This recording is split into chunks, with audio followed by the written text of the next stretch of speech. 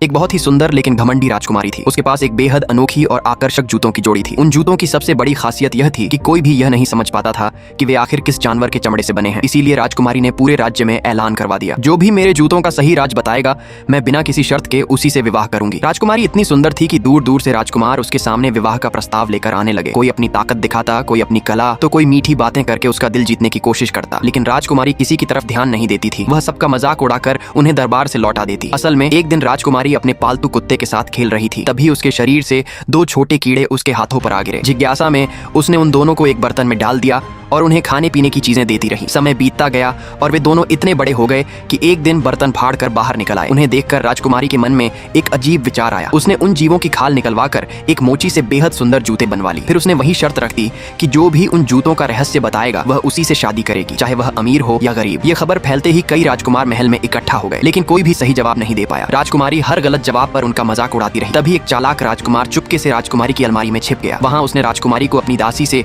जूतों का असली राज बताते हुए सुन लिया। अगले दिन वह राजकुमार फटे पुराने कपड़े पहनकर भिखारी के वेश में दरबार में पहुंचा। फिर उसने ऊंची आवाज में कहा, राजकुमारी के जूते उन्हीं अजीब जीवों की खाल से बने हैं। पूरा दरबार हैरान रह गया। राजकुमारी का चेहरा उतर गया। उसे विश्वास ही नहीं हो रहा था कि एक साधारण भिखारी उसके जूतों का रहस्य जान गया। लेकिन उसने अपना वादा निभाया और उसी भिखारी से विवाह कर लिया। विवाह के बाद वह भिखारी उसे एक टूटी फूटी झोपड़ी में ले गया। अब राजकुमारी की जिंदगी पूरी तरह बदल चुकी थी। वह रोज मेहनत करती, लोगों से मदद मांगती और किसी तरह अपने पति के साथ जीवन बिताने लगी। एक दिन उसे खेतों में काम करने भेजा गया। भूख और थकान के बावजूद उसने चुपचाप मेहनत की। उसी समय उसका पति, जो असल में वही राजकुमार था, शाही कपड़ों में महल पहुंचा। वह बाकी मजदूरों के साथ अच्छा व्यवहार करता, लेकिन राजकुमारी की हर छोटी गलती पर उसे डांटता। धीरे धीरे राजकुमारी का घमंड टूटने लगा। फिर एक दिन राजकुमार ने एक योजना बनाई। उसने चुपके से राजकुमारी के कपड़ों में एक कांटा रखवा दिया। जब कांटा गायब मिला तो सभी की तलाशी ली गई और वह राजकुमारी के पास से निकला। इसके बाद उसे काल कोठरी में बंद कर दिया गया। काफी समय बाद जब राजकुमार को लगा कि अब उसका घमंड पूरी तरह खत्म हो चुका है, तब वह उससे मिलने गया। उसने प्यार से राजकुमारी का चेहरा ऊपर उठाया। राजकुमारी ने सामने देखा